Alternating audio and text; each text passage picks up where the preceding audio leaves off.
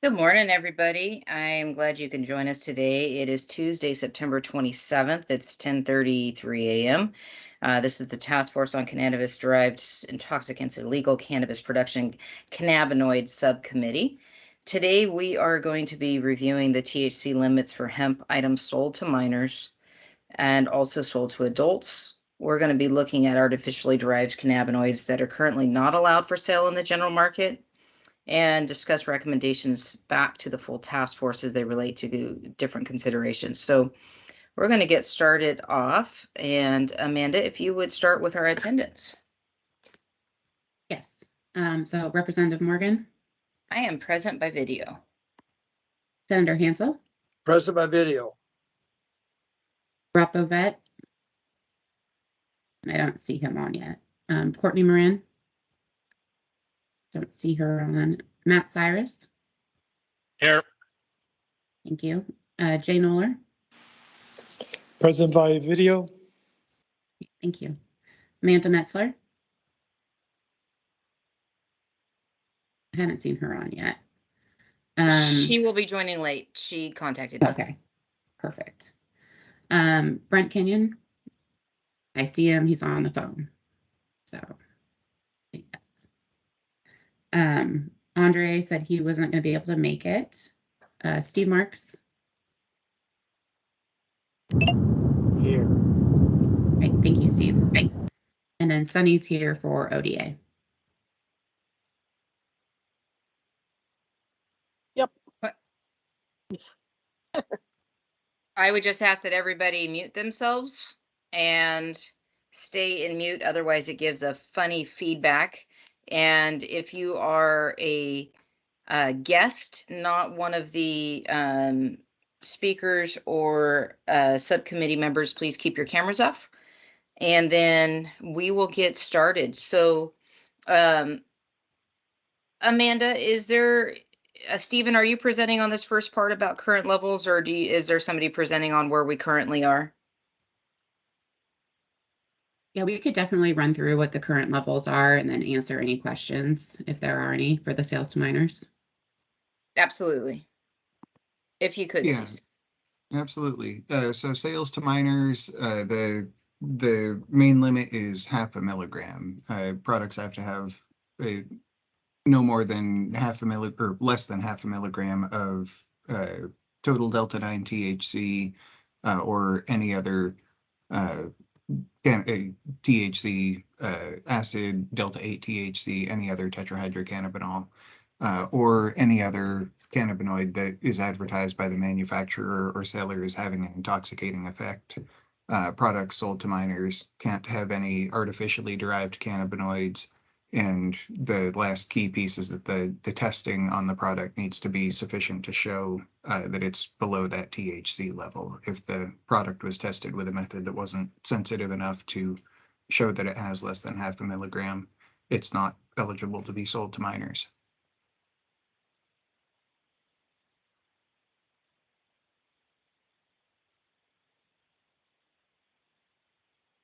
Thank you, Stephen.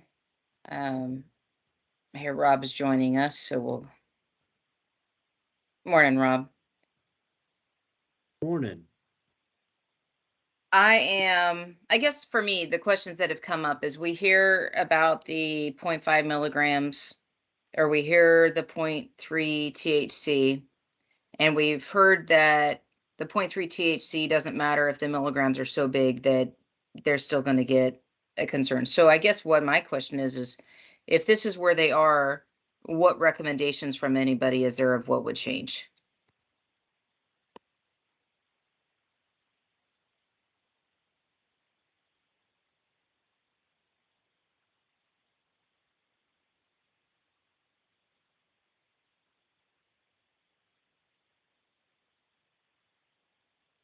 Looks like Brent has his hand up.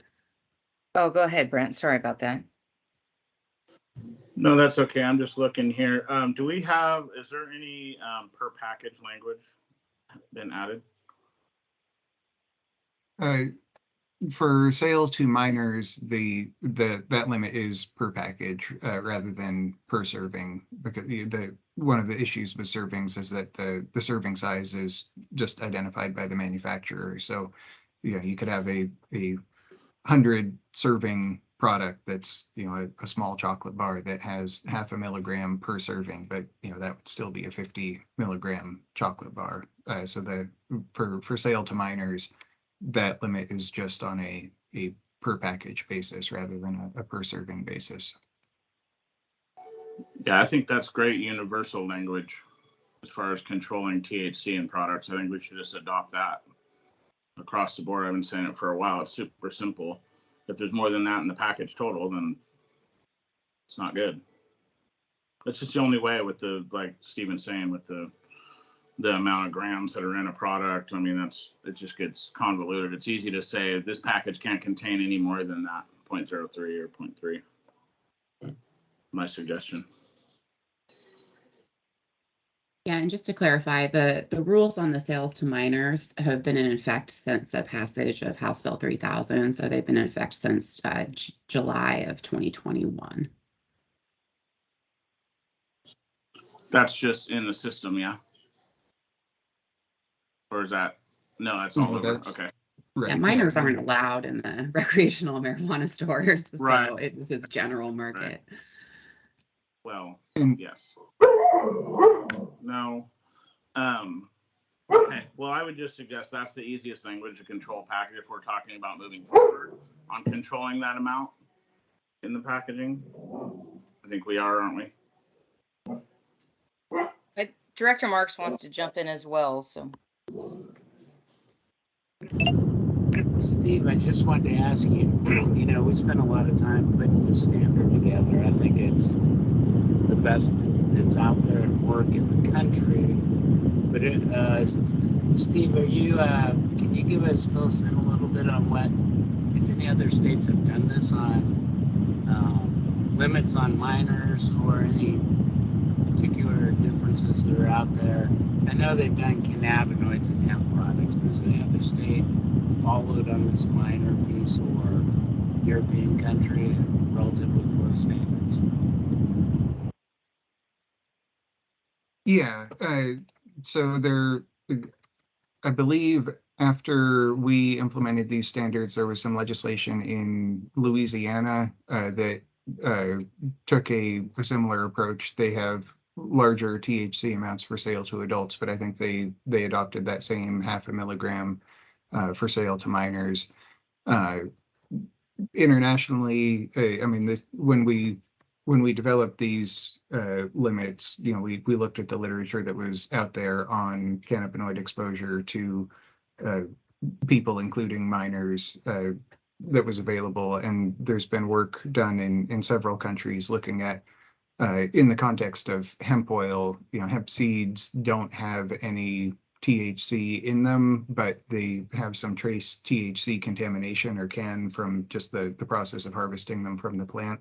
And so a lot of countries have looked at what amount of trace THC is acceptable so that a minor won't consume a significant amount of THC that'll be intoxicating, or that any person won't consume a significant amount of THC that'll be intoxicating.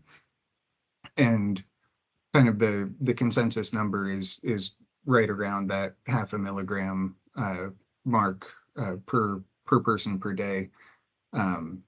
We have a paper that we put together that's up on our website that we presented to the commissioners during the rulemaking last December, that kind of goes through the references to those international standards. And I guess the other piece to that is, in most countries that have limits on THC in food products, rather than having a milligram limit, they do have a concentration limit. But what that means is that concentration limit is extremely low. We have 0.3% THC is the definition of hemp at the federal level. But for countries that allow hemp-derived foods, the amount of THC that can be in those foods is more on the order of about 1/10,000th of a percent, or about 10 parts per million. or sometimes even lower, depending on the product type, to make sure that if a person is consuming a normal amount of foods that contain those hemp seed derivatives, if they have that level of contamination, it's still not going to rise to that level where it's intoxicating. And that white paper, there's a link to it on our agenda under the resources with all the links to the rules as well. So if anybody hasn't had a chance to look at that, it would be a good resource.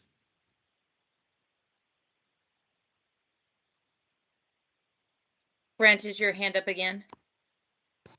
Yeah, I guess I just need clarification. I mean, essentially any hemp item that's sold outside the adult limit, I mean, that's where I'm coming from on the minor piece. Like, who is monitoring that in the minute market?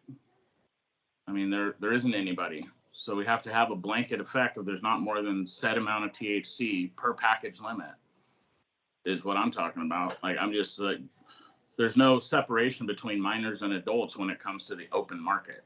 There's nobody monitoring that. So if we're not talking about a regulated cannabis system, I don't know what we're talking about exactly.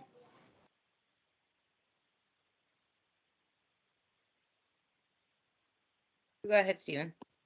So I can give some context to that issue. I mean, when we're talking about hemp products sold to adults, we have significantly higher limits rather than that just a flat 0.5 milligram in the package. We allow edibles to have up to 2 milligrams per serving, 20 milligrams per container. Tinctures can have up to 100 milligrams per container as long as they're under that 0.3% limit. And the reasoning there is if you don't allow for a potentially significant amount of THC, if somebody were to consume the entire package, the result of that is that you can't have full spectrum hemp products, and full spectrum CBD edibles, full spectrum CBD tinctures are a significant portion of the market. And just because of the biology of cannabis, the varieties of hemp that are out there have, if they have CBD, they also are going to have some smaller amount of THC, often somewhere between a 20-to-1 to 40-to-1 ratio. And so having a milligram limit of 0.5 milligram that applies to everything would basically mean that no hemp edible, no hemp tincture, no product could have more than about 10 to 20 milligrams of CBD in the entire package if it was a full spectrum product, and still be under those limits. And so the law differentiates between limits for sale to minors and limits for sale to adults, and we implemented it in this bifurcated way so that full spectrum hemp products still have a place in the general market rather than requiring all of those to enter the OLCC system. Well, I've been using tea-free CBD oil for a long time, and I haven't seen those limits up there when I'm using that. So if you're using a product that's been stripped of THC as it should be, I mean, that's why we call it tea-free, right? So I don't know, I've been making products like that for a long time. So I don't think that's totally accurate. I mean, I'm not the scientist on the panel, but I mean, I guess, and we're just symbolically saying this is the limit for products intended to be marketed to children, essentially. I mean, because they're all going to go to the minute market, and whoever wants to buy them is going to buy them. So it's really pointless to go adult, unless they're just symbolically setting the limit for whatever reason. I mean, it's all going to be in the open market, maybe to set the intent for companies to try to stay under a certain amount for the children that can go to the minute market and buy the adult ones. I don't know. That's confusing to me, but I think I would agree with Brent on that one. Oh, Director Marks, are you jumping in? Trying to remotely here. I guess I don't. I think that's about enforcement. And what we got to do is better labeling and packaging on those products that are going in the market that have the limits for kids and prohibit retailers from being able to for kids. Right now, we depend on the COAs coming in and retailers sort of understanding what it is. Packaging and labeling can solve that problem if we require it. And that way we can prevent intoxicating items for children from getting there, which I'll remind you is the reason we started this in the first place. Okay, just so you know, we have enough road noise behind you. It's challenging to hear what you're saying. I think I got some of the gist of it, and Stephen Crowley might interpret. But I guess from my standpoint was, unless they're put in a different spot of the store or labeled so clearly that for Oregon labeling, they say this is not, you have to be 18 or older to buy this.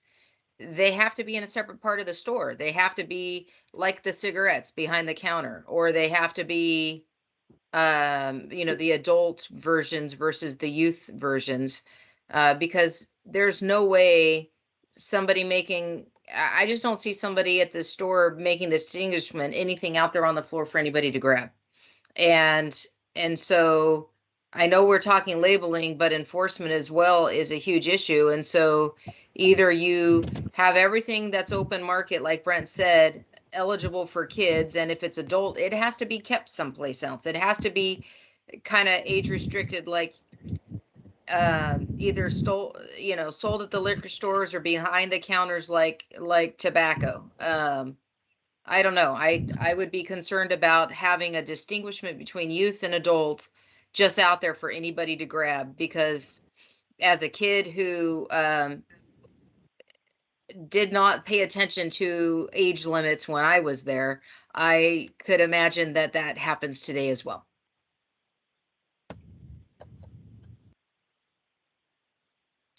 Steve or Director Marks, you're not muted. What was that? Oh, sorry. Yeah, I just wanted to clarify whether you put it behind the counter and separate it beyond having clear packaging and labeling is a good thing. My emphasis here was that this was the entire reasoning, right, that minors were getting these products on the open market. And our point in putting the limit in the first place was to distinguish these products and keep them away from minors. So I stopped. Hopefully the road noise is less. Thanks.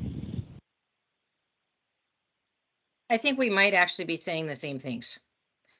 And so I think we're all in agreement is our goal is to protect kids, to let kids be kids. And someday when they're old enough to make good decisions, they can choose what adult products they consume when they're adults. But as kids, they don't make those choices wisely and aren't. Brain development shows that. So the whole point is we're protecting our youth, and more importantly, protecting our youth from the unintended consequences that is provided for kids ending up in the ER. So Stephen, I see your hand up, and then I'll get back to Brent. Yeah, I just wanted to add in, I think a good analogy to keep in mind is kombucha. Kombucha, many kombucha products are non-alcoholic. They're below that 0.5% alcohol threshold, but there are also alcoholic kombucha products with, 2 to 4% alcohol. And, from the bottle, they look pretty similar. They do have better labeling, distinguishing requirements, but it still comes down to the store's responsibility to know whether that bottle of kombucha that they're selling is something that they can sell to a minor or not. And Rep. Morgan, I went ahead and jotted down the items in a different place in the stores in case we want to include that in recommendations for the sales to minor consideration. So I jotted that down. I think that would help distinguish the difference. I mean, when I was a kid, cigarettes were out there in the middle of the store that anybody could grab. It's one of those things. They've changed that through time, and I know it's not OLCC that oversees that, but the main reason was to try to prevent youth from accessing tobacco, and we see a lower percentage of youth using tobacco today than we did when I was a kid. And I never thought I'd be that old crotchety person that would say when I was a kid. So Senator, go ahead. I just wanted to add my support to what you're saying. I think you're right on, and we need to have that separation. Thank you, Senator. Brent? I mean, I guess, I hear what Stephen's saying. on the kombucha.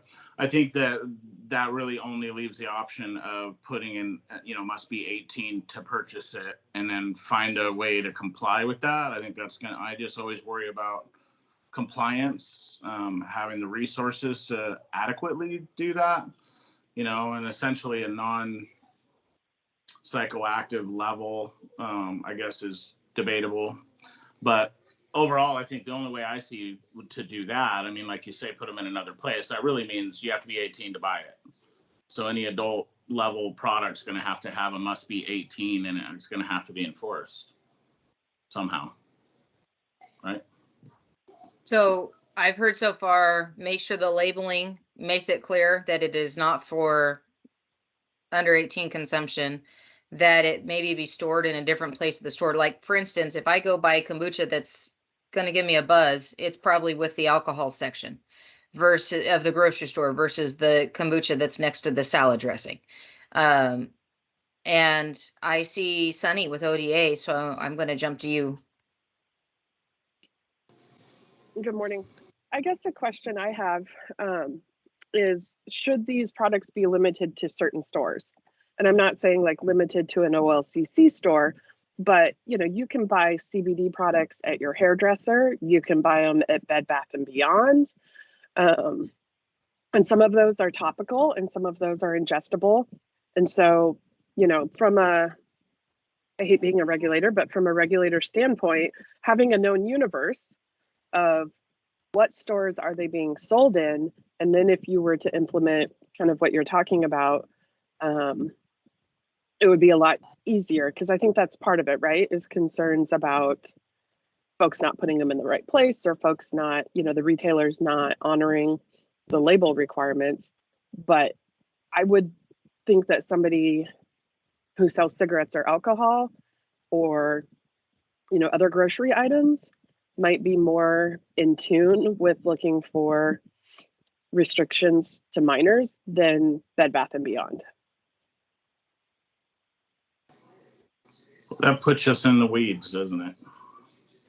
It's a lot of possibility on where to sell these items at. I mean, keeping them to a liquor store or even a store that carries liquor. I mean, I guess if that's in the registry requirements, I think that's going to be tough. I mean, I would say, arguing for the hemp folks, that's going to be frustrating to not be able to sell it on a bulk level. I mean, that's kind of the idea of CBD, is it can be sold anywhere. So that's why these adult levels, Brent, I hear you, but I don't know that that's what I heard Sunny say. I think she said the general retail stuff that handles topical stuff, but if it's consumable, that it needs to be a market or a grocery store, someplace that already is equipped to handle age restriction. You don't have age restriction cells for soap at Bath and Body Works. You don't have, a hair salon isn't going to know to check ID. They just know it's a product that somebody wants to add, you get the Hemp's with a Z lotion at the hair salon, kind of thing. So I would say if it's consumable, it needs, but it doesn't have to go to the restriction of like a dispensary or a liquor store that's OLCC regulated. But any grocery store that can sell adult products, alcohol and stuff like that, or tobacco, those folks are already in the market of compliance with adult restricted stuff. And I think that makes sense. I think it's the difference of consumable versus topical though, too, right? Yeah, no, 100%.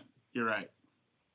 I mean, there's THC top that won't get you high. I mean, not that I'm suggesting that. I'm just saying that there's definitely a difference between what a topical, and I mean, that's just I'm totally in agreement with that and what Sunny said. I think I'm just always trying to figure out compliance and manpower to comply with, okay, they're only sold in grocery stores and they have to be behind the counter, minute markets that can sell beer. So then really, is this along the lines of, I mean, what channel are we chasing? Cigarettes and alcohol, or just alcohol, or, what I mean? I guess it's just a lot of questions for me on how that would look. I'm for it. I just don't know how it's totally going to be done. How does a manufacturer pick where their consumable products go? Is that would be the question I would have. But Most Stephen, of I the see your CBD hand is up. in minute markets is behind the counter anyways. I don't see a lot of it like grab it yourself. Most of the CBD stuff's kind of expensive, so they have it behind the counter anyways. So I don't think it's a stretch to say, hey, we want you to specifically keep these 18 or older products behind the counter, just like you would cigarettes or alcohol for 21-year-olds. I mean, I think that's feasible. It's being done already somewhat. Yeah. I'll jump to Stephen, but I really would love to hear Matt Cyrus's perspective on this. If he'd be willing to jump in. Yeah, and I just wanted to jump in with one point of clarification. There's been a couple mentions of 18 and over.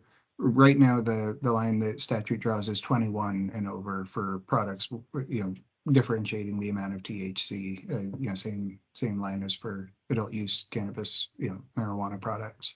You remember I told you I was that person that forgot to look at age restrictions when I was growing up? I'm sorry, I didn't mean to mess that up. Do as I say, not as I did. No, just kidding. Okay, is Matt on or? Yeah, I'm here. Matt, would you be willing to jump in? I'd love to hear your perspective on this. Well, it's certainly been an interesting discussion, and I look at the shelf at Bi-Mart or any of the other places and the huge number of different CBD products from around the country that are on those shelves, and what changes would be involved in compliance with this. Partly it's back to labeling, and that nobody puts on their label what their THC concentrate is on CBD products. The question is, how many people are using isolate or tea-free distillate or whatever the main ingredient is in their product? It's not identified. You don't have any traced back to your COAs on what your baseline is in the products, which I think, if we tighten up the labeling restrictions, and I still like the idea of a QR code that goes back to the actual COA, but then you're going to have enforcement. You're going to have somebody go to these stores and places and pull products off the shelf and have them tested and see whether people's labels are anywhere in any way resemblant of what the products are in the package. There's a lot of stuff that claims to be CBD that doesn't even have any CBD in it. So it's back to consumer safety and what's in it. I don't have a problem in some limitations on THC concentrations, especially for kids. I think that makes sense. The tricky part is knowing what's in it. Back to the basics. You can't differentiate what you put on the shelf until you know what's in that package. And so, I have a little bit of a problem in concentrate or potency per, right? Maybe I should say maximum per package. Because there's efficiencies in package size, and I don't know how you get around that. It's kind of back to my other example, is you can eat a whole bottle of aspirin. Matt, I'm going to interrupt real quick. Something happened with the mic. All of a sudden, I can't barely hear you. Could you try speaking up, or something changed in your mic? How about that? Is that better? Yes, thank you. Okay. But yes, kind of back to the, if you're looking at concentrate, it's one thing as far as concentration versus total per package, kind of back to the example of, you eat a whole bottle of Tylenol, you're going to be pretty screwed up. And maybe it's a function of what kids can get hold of versus what adults can get hold of, and maybe that's the differentiation between the two. But I would certainly object to maximums on dosages and package for adults. Adults ought to be able to read their package. They can, like I say, any medication, you can mess yourself up if you drink the whole bottle. Yep, and we'll be talking about the adult limits in a little bit on the agenda, but they it's only the children's limits that are per package. The adult have some, but they're more broken down by serving size and then per package. And there's different variations. And on the back of the agenda for today, there's a table that shows the breakdown of all the adult limits. And so we'll be talking about those in a moment. But yeah, the kids are the per package. It's just straight. And as far as adults, I mean, there's a lot of adult products. I mean, gummies or capsules or whatever that have CBD and a touch of THC in it. I mean, most that I'm aware of are below the 0.3 concentration for to be considered hemp, but still, everything I've seen, read, and studied is that a touch of THC makes a CBD more effective and kind of acts as a catalyst to help with, pain and or inflammation. The effectiveness of, for example, your edibles that, certainly people are wanting to avoid, you don't want to get in trouble with your CDL on trucking, and you don't want to test positive for any drug tests, but at the same time, a touch of THC certainly helps make the CBD work better. Yes, I had somebody in the last week offer me something. I asked them if it was green, and they looked at me. I said, "Will I pass a P test with my CDL?" And they took it back. Well, and yeah, I mean, I take CBD on a regular basis. It keeps aches and pains away, and it helps you sleep at night. And so far, I've passed 2 or 3 CDL tests, but I'm careful about what we put in, what I make. Yeah, absolutely. Matt, I really appreciate your feedback. I think it's been very helpful. And it's to me, Buy Mart's a place I could buy groceries though too. You can also buy beer there. You can buy other stuff. So to me, that is a absolute market that you'd want to be able to keep having the consumables out. And THC is the thing that we market, but I mean, look at how many other components are in a plant that cause intoxicants. Sure. And I think the main thing is can adults get the access they need to what they want, and can we protect kids from accessing the things that are meant for adults? Yeah, and I agree. I mean, it's just, but I think a person needs to go back to what's in the product. They label the potency of the CBD, but the THC is silent. Half your CBD products on the shelf may exceed your limits on THC. Nobody knows because nobody puts it on the label, nor are they required to.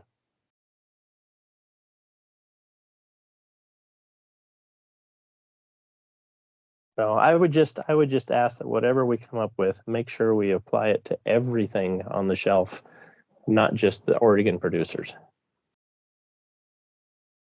Absolutely. Absolutely. My heart and my goal is to protect our Oregon producers, and that they're competitive, that this is not intent to put our Oregon folks out of business, quite the contrary. But everything should be to everybody. There shouldn't be an advantage if you go across the border and produce somewhere else. Conversely, we should be focusing on what is at the retail level, not at the producer level, so that Oregon manufacturers, if they're marketing to states that have different requirements, aren't prohibited from doing that. I hear you. That makes sense. If you are producing for a state that their requirements are different, you should be able to produce for the state that's their requirements, so long as that it doesn't get into the Oregon market where it would not be allowed. Yeah, for example, Delta 8 is completely legal in most of the states in the nation and prohibited in Oregon. Oregon's manufacturers shouldn't be prohibited from producing Delta 8. And so far, we have not. We have only said that you cannot sell it in Oregon, but we have not said you cannot produce it. And that was all I was just getting at I'd like to see the focus on the retail side. And, maybe then that's back to Sunny as far as what happens on the production side, and the manufacturing and licensing is as long as it's headed out of state to legal states, I mean, it shouldn't be prohibited here. Thank you, Matt. I really appreciate you jumping in. Okay, so is it fair that what I've heard so far on the minors, just talking on the items, the THC limits of hemp sold to minors, that the list there, but we're talking about making sure packaging is clear, the labeling, that potentially making sure that consumables are only sold in stores that actually are meant for consumables to be monitored and not going to general other places. You can, I don't know how to, yeah, but Sunny described that. And then as far as potentially based on if adult products, maybe different placement in the store, like you do with beer versus other, you don't get your beer in the same aisle as your soda, that kind of thing. So just recommending that placement in stores intentional, that what you're getting. You're kind of like, hey kid, what are you doing in this aisle? It's not for you, that kind of thing. Is that the summary of what we've heard? Is there anything I'm missing? And to make sure that we incorporated what Matt said, is that at all products that are sold in Oregon be required to the same level, regardless of where they were manufactured, that the labeling standards of what's in them be accurate, and that it be for everybody, regardless of where it's manufactured. Any other senator, go ahead. Well, I was just going to say, Rep. Morgan, it's been said before, a lot of the regulations already set up with cigarettes and alcohol. And it seems to me that it's an easy addition with these products to do what's already being done. And I would be, and I want to make sure that we leave up to the regulatory agencies like OLCC, that we don't overly restrict what they're able to do, which they're already doing. I think it makes more sense to me. We don't need to reinvent the wheel, just add to what's already being regulated in the way that's being regulated, or give them the opportunity, if changes need to be made, they have the flexibility to do it.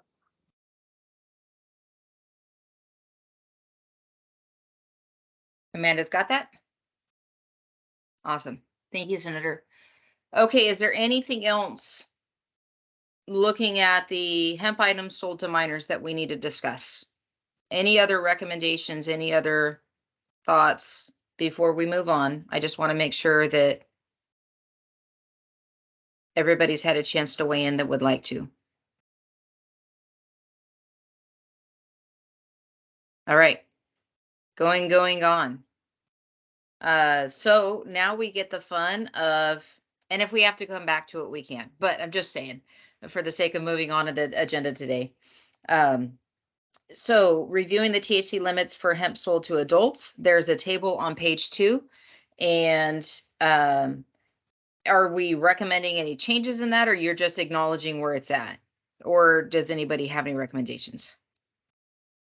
I just added that table to the agenda so everybody could be aware, just at a glance, of the current standards that we have.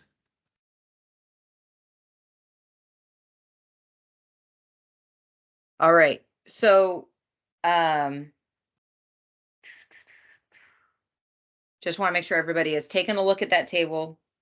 If there's any recommendations of changes, I would say holler. Otherwise, we can keep going in the agenda unless, Stephen, you think it's appropriate to read them out. I think most people can read them for themselves. Unless there's any questions, we can jump back to it. All right, so it's there for reference for if everybody needs. Moving on, we're going to talk about artificially derived cannabinoids that are currently not allowed for sale in the general market.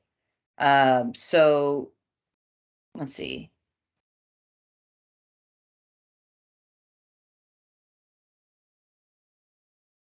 What are we needing to touch base here? So there's still a limited path for products containing non-intoxicating artificially derived cannabinoids. like CBN, to be sold on the OLCC licensed adult use market, marijuana market. Yeah, what do we need to talk about this on, Amanda? Go ahead. So it just kind of goes hand in hand with the limits for the general marketplace for items that contain THC. At that same time that that rule went into effect, we also basically put into effect that anything that was containing artificially derived cannabinoids, so like the artificial Delta 8, for example, wouldn't be allowed for sale in the general market. Like Matt said earlier, people can still manufacture it in Oregon and ship it out. You just can't buy it here. And then what we did is we made a narrow pathway for the non-intoxicating artificials, like CBN is a good example, to be sold in the OLCC regulated marketplace, but they have to be labeled with the label that says they're artificially derived. So consumers are very aware that what they're buying has been made in a lab and not naturally occurring, even though it could be, but it's not in this case. So it's just, that's what, it's kind of like the current rule because of House Bill 3000. That's what OLCC put in place. A lot of people on this call were part of our stakeholder groups to discuss this, but just in case anybody had any additional thoughts or any additional recommendations for our report.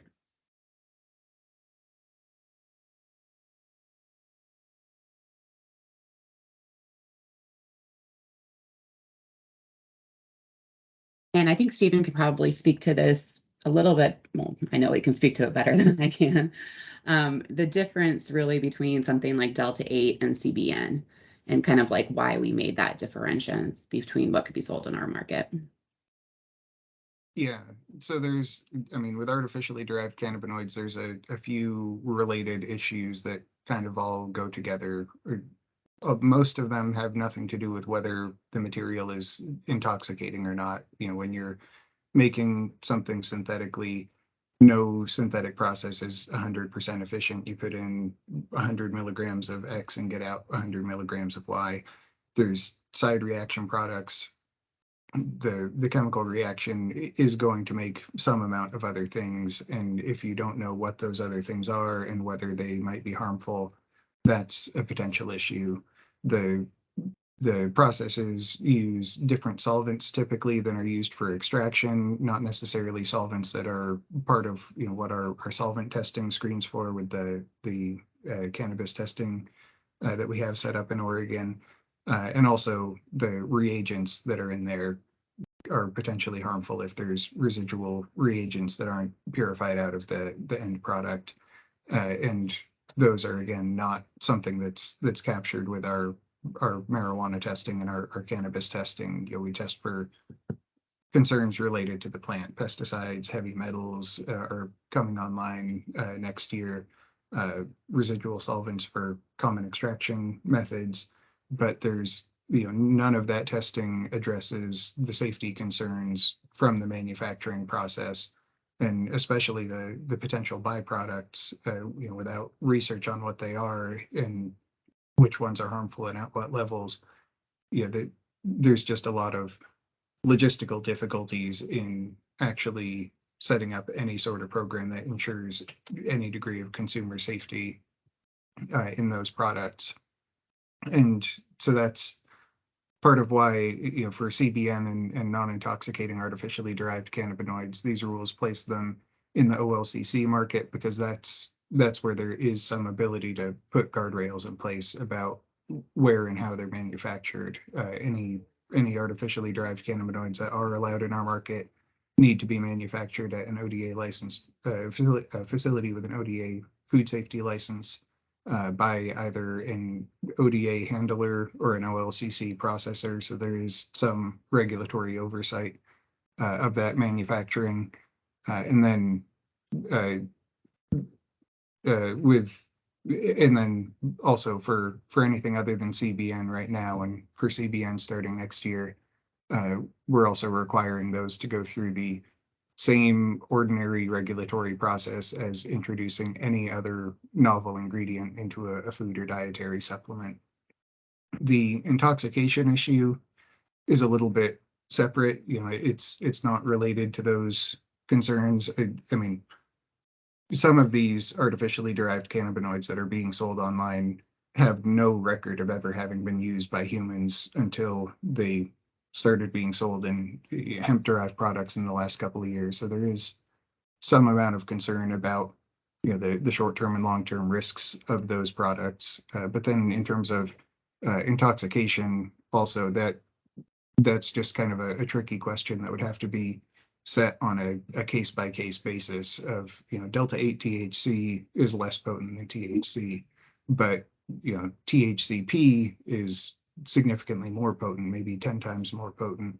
And so you'd need to have different potency limits for each of them and figure out how to make them all play together so that you couldn't have a product that has the maximum amount of delta 8 and delta 9 and THCP. You don't want all the limits to add together to encourage, super products that are significantly more intoxicating than the potency limits are intended to kind of limit things to in the adult use market. There's kind of a lot of information, but that's sort of the context of how these rules landed where they did in terms of differentiating general market versus OLCC market and the currently just non-intoxicating ones in the OLCC market.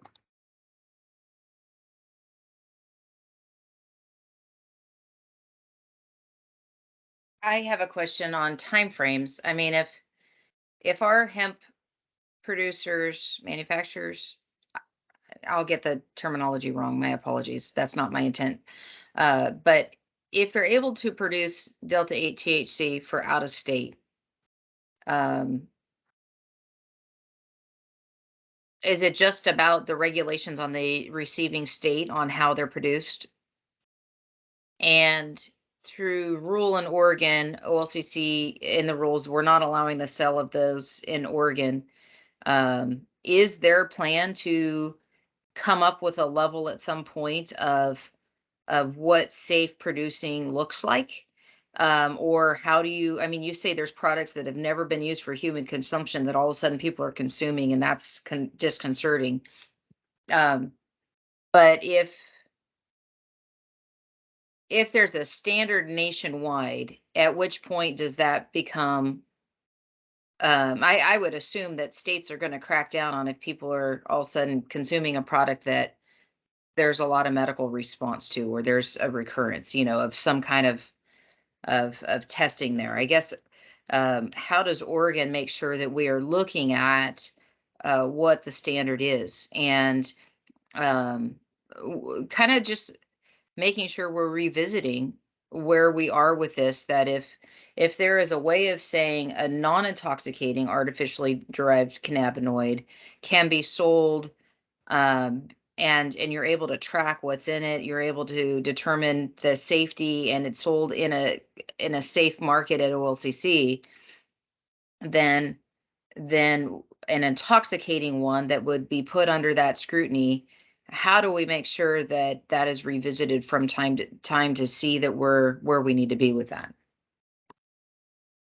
Yeah, I mean, we stay engaged with cannabis regulators across the nation through the Cannabis Regulators Association. Involves, I think, 40 states at this point, and so we're definitely keeping an ear on what the rest of the country is doing. At this point, it isn't a problem that anybody has solved. I mean, it really feels like an issue that kind of needs a federal solution. And we also pay attention to, what FDA is and isn't doing. And at this point, there's not any indications I've seen that we're going to get a solution from that direction anytime soon. But it's absolutely something that we continue to pay attention to. Well, and I guess for my situation is OLCC is the agency that oversees intoxicants in Oregon.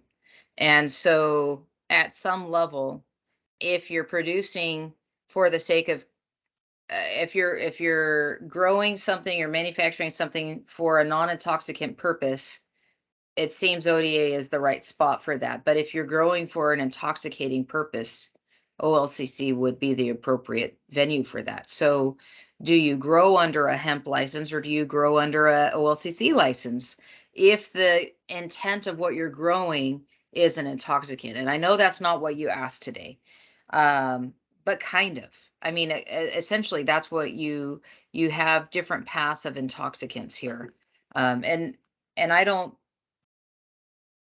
I know we're not necessarily looking at solving all those issues today, but it is kind of where it's coming down to. And it looks like Amanda may have froze, so I hope we didn't lose her. But are there any other recommendations on this topic, or is there anything else that needs to be discussed in this topic? Go ahead, Brent. Hi, and we're on, sorry, I'm researching here what we're talking about. On the industrial hemp. Is that part of the conversation? Yeah, Brent, we're talking about the artificially derived cannabinoids. What's that? We got some weird feedback. I'm just going to mute everybody real quick, and then Brent, you can unmute, so we just try to eliminate that. Okay, I was just looking at the chart, and you'll see under hemp edibles, which is something that I produce and understand pretty well, so I'm a little confused, but I know it looks like we've set the rule or proposed, or either way, at 20 milligrams per container. I mean, and 2 milligrams per gummy, essentially, if I've got a pack of gummies. I mean, I make 5 milligram gummies now. I can make gummies with no THC in them. I don't know what the problem is with that. I definitely reject the thought that you can't make an edible without somehow it's going to hurt the hemp market because they can't keep THC out of the oil. You absolutely can separate it. So I have a problem with a 2 milligram gummy being sold on the open market. Why would I do all my licensing? I'll just advertise that I have 20 milligrams of THC in a pack of gummies you can buy at the 7-Eleven. Like, why would I even? That just blows my mind. Yeah, well, and so just to be clear, yes, it is possible to strip the THC out of hemp products. It just, that's not the entire market. You know, there's absolutely, you know, hemp products made with CBD isolate, tea-free distillate, and those are going to be well below these limits. But there are also full spectrum hemp products where, you know, you have a full spectrum hemp tincture that has, you know, 1,000 milligrams of CBD, and that with that 1,000 milligrams of CBD, you're also going to have, you know, somewhere in the neighborhood of 40 milligrams of THC if you're doing a full spectrum product. Yes, you can strip it out, but yeah, that isn't necessarily what all hemp consumers want. You know, hemp, there are also people who want those full spectrum products, like Matt was talking about, the small amount of THC along with the CBD. And so it really is a balancing act. You know, right now in most states, you can purchase a pack of hemp-derived gummies that are less than 0.3% that have 600 milligrams of THC, you know, 6 times higher than in our adult use marijuana market. And, you know, where with these, the 2 and 20 limits, you know, that's 1/5 of the amount that you can purchase in our adult use marijuana market. So this is sort of trying to strike that balance of allowing enough THC so that we aren't driving all full spectrum products into the marijuana market, while at the same time, you know, we don't want the situation that most states have of having much more potent hemp products than marijuana products. Well, and I guess I'd be curious which states that have cannabis. I mean, we're in groundbreaking conversations right now. There's a lot of stuff that's not done nationally. There's a lot of people that aren't comparing their legal cannabis market to their hemp market. I just want it to be understood what that really means. I mean, that means that I make a 5 milligram gummy for adults that has to be sold in dispensaries. And under this language, you can have a 2 milligram, just approximately half of that gummy, and just eat twice as many. And you eat 10 gummies, you're getting 20 milligrams of THC. So I guess maybe I'm just pointing it out, making sure that, you know, Senator Hansel and Rep. Morgan understand what that looks like. I understand that a higher potency, and you do want a higher potency of CBD. You don't want 10 milligrams. You obviously want higher potency, and there's a call for those, especially topicals, and those you'll have a tremendous amount, but nobody's eating that. So I guess I mean, there isn't much that's going to make me not have an issue with having a 2 mil THC gummy on the open market. Not after all the money I've spent to have to do it in the market, in the legal market.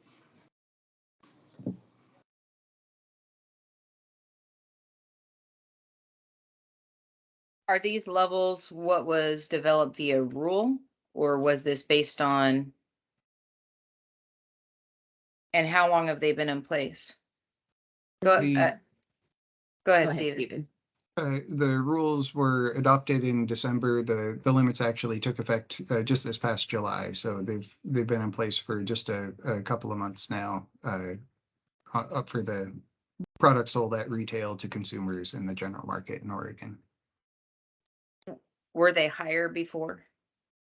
Yes, yeah. So Before this brought there them were down no- to this level. This brought them, yeah, significantly down. Before, we were just like, virtually every other state where 0.3% was the only limit, and that's where you get those 600 milligram packs of gummies. Okay, Amanda Metzler.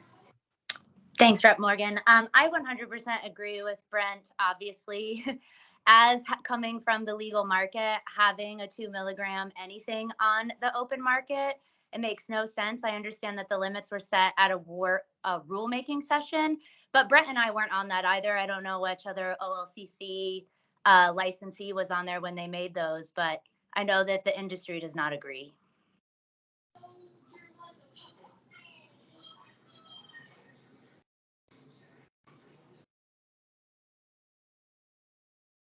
Brent, were you raising your hand again? Sorry, yes, I was. I was just wondering if then, are these rules relevant to us being able to make hemp gummies under the new language for OLCC manufacturers for me to be able to send out of my facility, just to be clear? So I can send 2 mil gummies out of my facility to the open market under our new rule? Is that true? Yes. Okay, does that make sense to anybody? I don't think it does. I mean, it's great. I mean, if that's how we're going to do it, I guess I'll take advantage of it. As much as I don't want to send those products out, I thought we were keeping THC, active THC in the cannabis market. I mean, it's just super unclear how half of our, we just changed the dosage up to 10 milligrams from 5 milligrams, but currently an individual amount was 5 milligrams in the legal cannabis adult market. And now we're saying that 2 milligrams, half of one of those gummies is okay for me to sell anywhere. I mean, everyone should have a problem with that. Like, that makes no sense. So I guess fees. Just one point of clarification: these limits apply to hemp-derived products. So yeah, you can make hemp-derived gummies in your facility and send them out, and these limits would apply if they're going to be sold at retail in Oregon.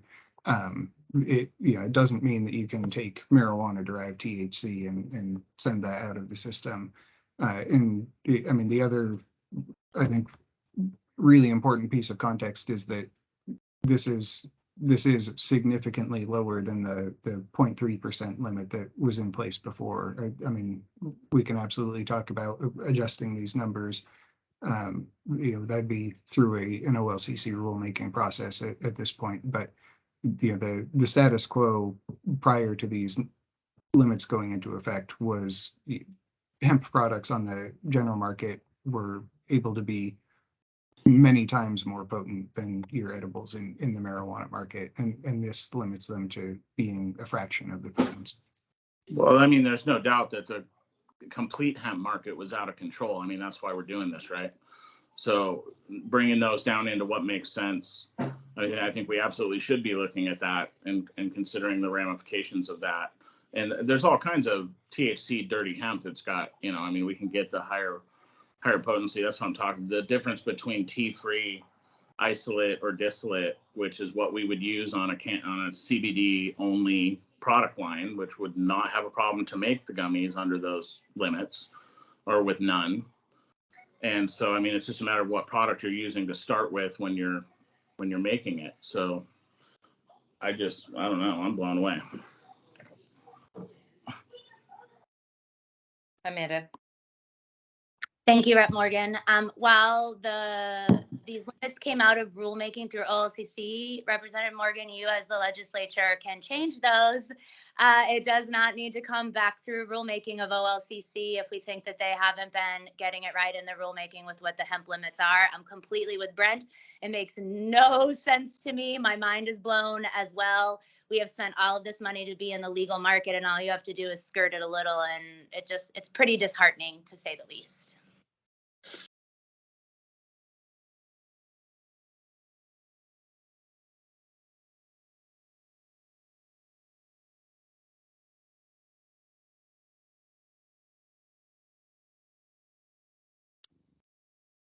Go ahead, Senator. Is Steve Marks still on? I'd like to get his reaction to that.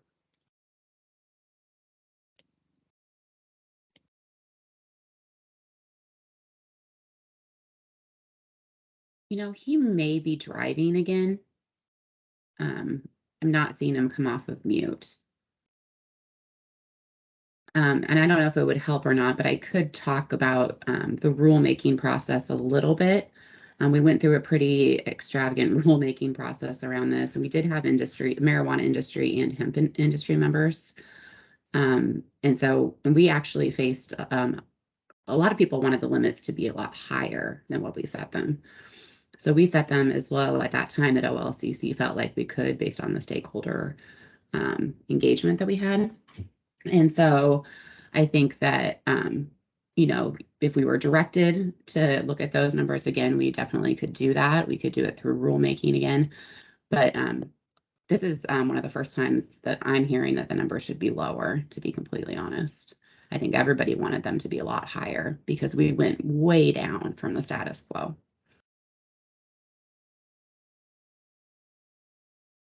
Hemp product manufacturers wanted it to be higher. Thanks. Yeah. I was going to ask the same thing. I don't think any OLCC licensed people were like, we want the levels to be higher for hemp products.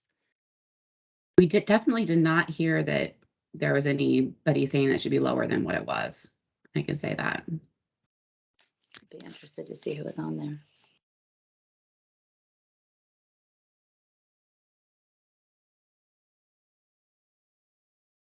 So I guess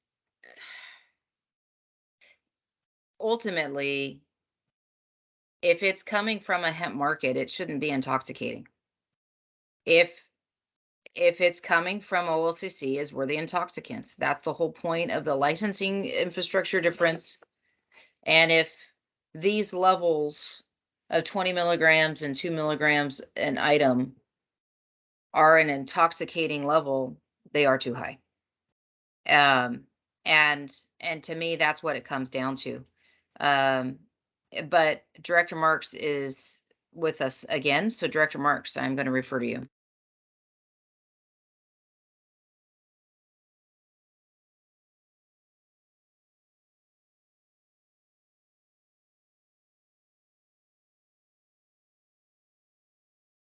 Steve, you may still be muted if you're trying to talk. I can't unmute you from this side.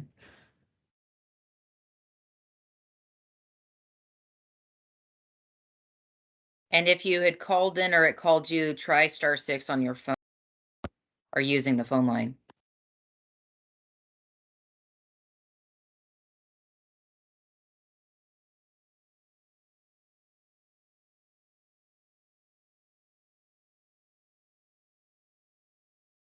How about now? Sorry about that. Nothing but technical difficulties on my end here. I did, sorry, Senator Hansel, I heard you. I could see the meeting, and then I couldn't respond at all. I couldn't raise my hand. I couldn't do anything. So I think this is a healthy conversation where we're at. You know, we took the limits down a long way when OLCC was looking at it, as Steve explained. I think that was a big lift in getting an understanding of the intoxicants in the market and how we want to refine separating the markets and moving forward. I do think you're right. I was sitting here thinking, I don't know, probably technically possible, you know, you could spray a whole bowl of chips, and throughout that football game, as you ate those hemp chips, you could end up, quite stoned at the end of the game as you were watching it. So at that level that Brent's talking about. So I think there's reason to be absolutely concerned about the level of control that we put in place. Significant improvement, nonetheless. Two things I think, just as one, and I appreciated the discussion, Representative Morgan, you were having about, what other states are doing as well and having common controls. I think there's a couple issues at play as we think about these particular regulations in our market. One is the Commerce Clause. That's even played into the medical market or into the recreational medical market today with a court ruling that state regulations can't have such barriers as to be a barrier to interstate commerce. It's so unique. I think we got to keep that in mind. I don't think that's what we're talking about here, because this is a public health and safety matter for us. Who gets intoxicated by these products in the markets? It does push us into the thinking, as we look, being on the forefront here of, what happens in the Farm Bill when they re-regulate, because a lot of the Farm Bill could solve this problem for us nationally, both on D8, on the kinds of products that the levels of intoxication we could have, in an open market, and how to regulate. Do I think this is a problem? What Brent and Amanda are talking about, I absolutely do. I think we can work with controls on that, put them behind the counter, make sure they go to the adults, but they're definitely intoxicating. And on an economic basis, they undercut a market that, Oregon's invested in, the intoxicated market side of the equation. I know when I was in Kansas the other day, looked behind the counter and they had all the Delta 8 and higher THC CBD products there. Those are intoxicant markets that, they are utilizing that we're not going to be, through Oregon's, well, it can be a part of, but, you got to question whether that's good public safety, right? There's no controls on it. You've seen, what was it? What was the state, Steve, that made the mistake where Chris Thikes is from? Minnesota, in the effort of control of intoxicated THC, opened up their market in a, I can't put it otherwise, legislative debacle. They did A and B. They wanted to control it, and they opened it up in terms of intoxicants available on their market. So I think this debate is a good one. If we want to make sure, I think the state and the industry would bode well for us to keep raising that issue. And I also think that perhaps making some recommendations about Farm Bill changes, about federal changes that would help us get harmony, would certainly help create a clearer pathway on the market area. I'm an administrator. I don't play politics, but this has been pretty significant. When we negotiated our limits, it was a big involved discussion with U.S. Hemp Roundtable and others to talk about just what we had there and what a dramatic change that was from what was in the marketplace. So I'll stop.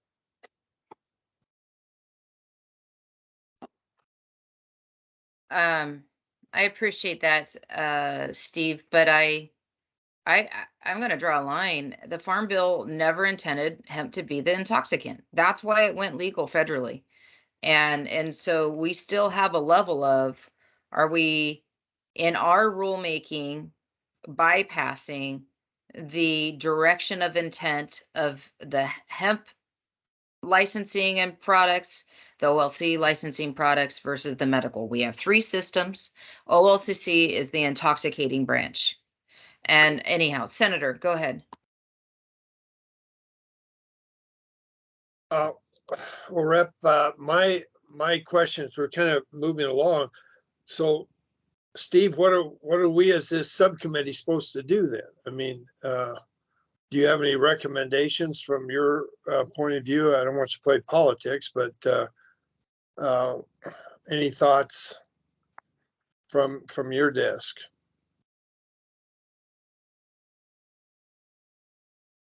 Well, I'm a little uncomfortable answering, but I'll go ahead.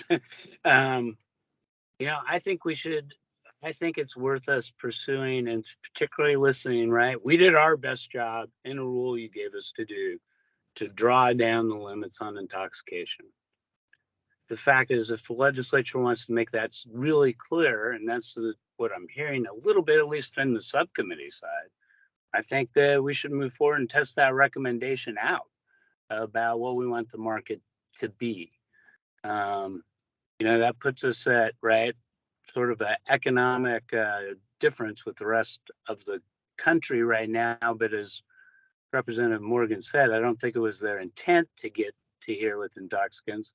I do think they probably, at least one court has determined, legally allowed these products to move forward, maybe unintentionally or unintentional consequence of the language they put together. So I think this debate is really healthy for the market. And it's, the inconsistency that I think we have here is we're actually letting our manufacturers manufacture these Delta 8 markets products for the other markets when we think they're probably the wrong products on public health and safety, just in terms of consistency. I understand why we made that decision. It was economic, right? And it was this transition we're going through. But I think continuing to push for a good and healthy and safe, both state and national economy and health and safety program at Forge Cannabis is the altruistic good reason for us to continue to push the envelope. Thank you.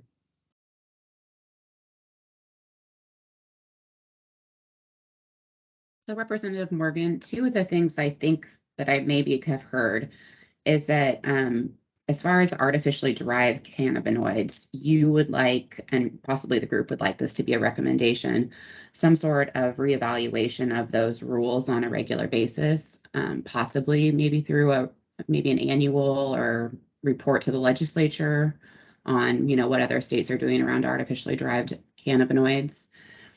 And then also possibly a recommendation that the OLCC should evaluate lowering the limits of the hemp in the general marketplace. I agree with the second one, and the first one, yes. I think that at least a report annually would be appropriate on as this is playing out nationally. Where are we in line? The second one is, I think it's a very valid concern of why even be licensed through the OLCC system if you can circumvent it through the hemp licensing. That's what started me on this process at the grow level in the first place. If it's at the retail level as well, that is absolutely a concern. And it does need to be addressed. Brent has his hand up. Oh, I just wanted to comment on the artificially derived cannabinoid or additive products that we have some thought around, as far as language around the QR code we talked about. Maddie, you know what I'm talking about? As far as, well, what we discussed in a couple meetings ago, which is at the bottom of the agenda, is kind of some things that we had some general agreement on. And one of those things was some minimal labeling standards to be added to statute. And so, yeah, if you wanted to talk about QR codes in regards to that as well. Well, I've seen other industries that'll have a QR code where you can get all the product information at their website. And that's just something we've talked about. It's overly burdensome right now in the cannabis market where we have to add all these things on our labels. And when packages are very small, sometimes there's not enough room on those cartridge packages for industry folks to be able to get all of that pertinent information. So I think the best possible language we could adopt would be have a QR code similar to other product lines that have all that information available on the manufacturer's website, and that those manufacturers would be held to put that on there. Sometimes there's hundreds of ingredients in some of these things. I've seen personally where it's like, how do you put all that on a package? Or if you don't have a package that you can put an insert, it's just been very difficult. I just want to make sure that that stays in the conversation. And I think it's a great solution to for public safety to be able to have access to that anytime they want by simply scanning a QR, which is the norm now.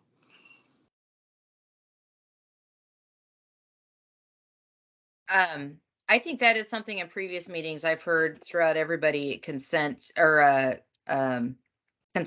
on thinking the QR labeling is a good route. Director Marks? I just wanted to wholeheartedly agree with that. I think a QR code offers us a lot of capabilities for consumer information, regulatory information, track and trace. The one thing that we got to be mindful of, Brent, and the industry knows this, is when you make a change to that, you got to plan that change in to the packaging and knowing this is going to save them space. The other piece that this really builds towards and into is the development of an Oregon registry of every product. So you can see it, you can have SKUs associated with those products, and easily, if we did this as part of a national program, that would help us get to a national standard for a national registry. So I'm talking with our fellow states about the same kind of process. Of course, we can't control that, but there are some that are interested in this. Everyone's trying to figure out, we know it's a transition to this because, it's very disruptive to change packaging and labeling in process, right? It takes some time. We're getting pretty good at planning those in. So if we required this, we need to sunrise it in so those economic decisions and processes could be phased forward for the industry itself.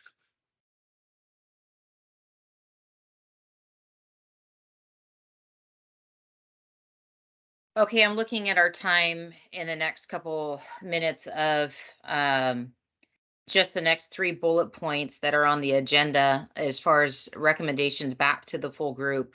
And the first one is methods to prevent sales to minors of industrial hemp commodities or products that contain intoxicating cannabinoids.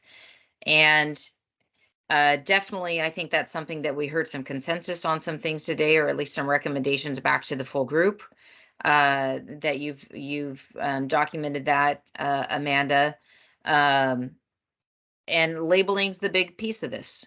And so having QR codes, having it being very specific, not for consumption under 21, making sure that they're clearly labeled, and potentially placement in store for the sake of access, and consumables not being in general non, I guess, grocery, or any place that, not grocery is the right term, but any place that sells food or alcohol or tobacco, those places that are already equipped to have age restriction, that basically the age restriction be the limitation of consumable. Let's see. So the second bullet point is testing requirements and methods of enforcement of testing requirements for cannabinoids, including artificially derived cannabinoids, to protect the public health and safety. We have recommended an establishment of a state reference lab.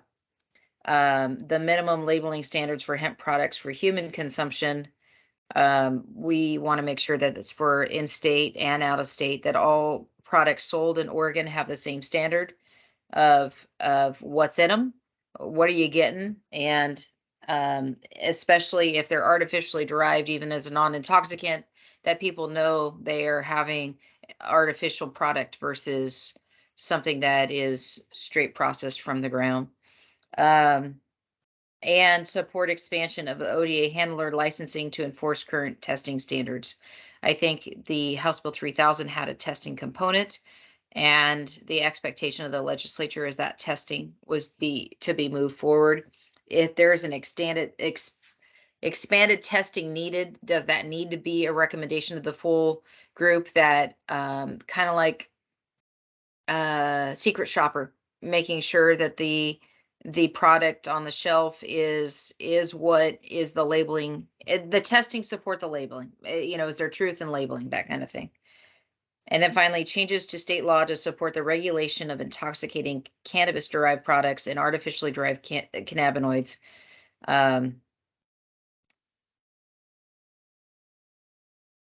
Amanda, what notes did you have on that one as far as areas of agreement today? So for that, what I think I heard so far is that kind of around the artificially derived cannabinoids is that OLCC needs to reevaluate those rules on a regular basis. And the reevaluation of that could come through an annual legislative report on kind of the state of the country and artificials. And then what I also have heard is that the OLCC should look into limiting the amount of THC that's allowed in hemp items on the general market further than what we have right now. Are there any other comments based on this last portion or anything before we kind of look at what's coming next? I'm raising Go my ahead, hand. Director. Yeah, I just want to put in that last piece is not just what we regulate, but what we advocate for with the federal government. You know, that's a part of, I think, a recommendation going forward, because we can't control everything ourselves, but we have a lot of information that can help, you know, get an answer for national commerce that fits that. So I just wanted to emphasize that a little bit, because it is very important the next, you know, decisions, whenever they're made, that, you know, there's going to be a playbook for all states to work on together. So thanks. Senator?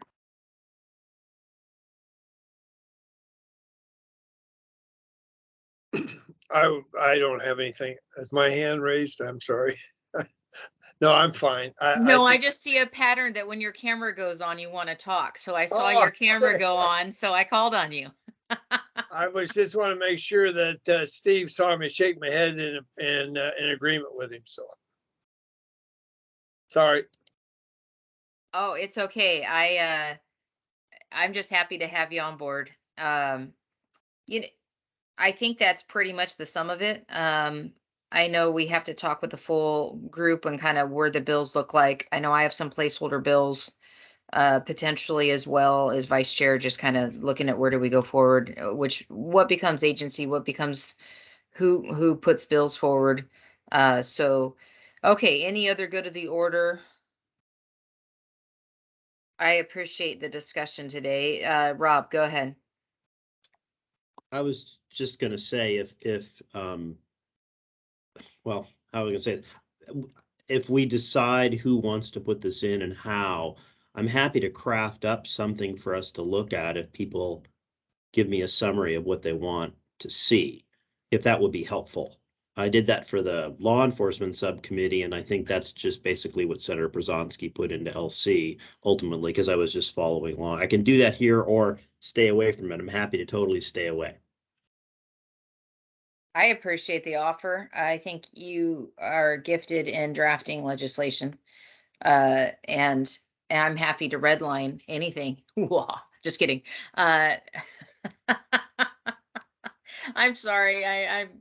It's been a long day already. I don't mean to throw that out there, but maybe if you'd like that, maybe if Amanda or somebody could start an email chain with this group with just bullet points, you know, do this, do that, and then people can reply to all if they say, well, not quite that.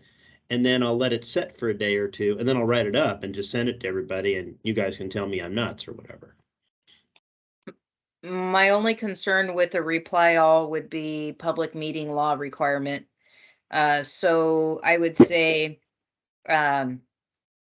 reply to me maybe, or well, at least that they let me know what their concern would be about a bullet point. I can make that note in the bottom of the section saying, one of you let me know X, I would have drafted it this way. If maybe that's a better way to go about it, because you have a valid point. We probably shouldn't be doing serial meetings by email. No, I'm on a different work group for that one. So and I do think that on our October 2nd, I believe it's the 2nd, I could have the date wrong, 7th, October 7th, our full task force meeting. I believe all the subcommittees will be reporting back on their recommendations to see if they can like move forward with them, I think. I'm still working with Representative Marsh on the exact agenda though, at this point in time. Rob and Amanda, would you share notes, and we will, what we could do is have you draft something, Rob, we can send it out and say, is this what we heard? Yeah. Would that work? That Yeah. sounds great. Okay. All right. Thank you, everybody. It's 11:57. I'm going to adjourn this meeting. Have a blessed Tuesday.